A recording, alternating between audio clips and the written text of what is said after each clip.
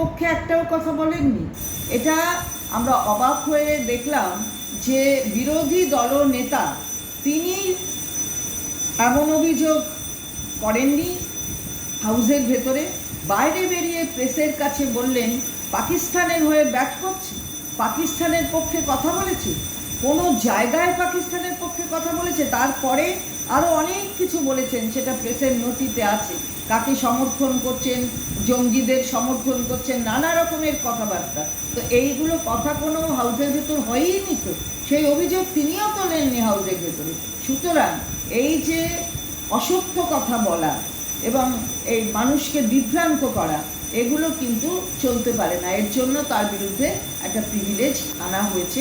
কারণ ঘটনাটা কিন্তু হাউসের ভেতরে যা হয়েছে তার সেই কথা নিয়ে আর কি। ব্যাপারটা হচ্ছে হাউসের ভেতরে বলা হয়েছে নাকি বলা হয়নি।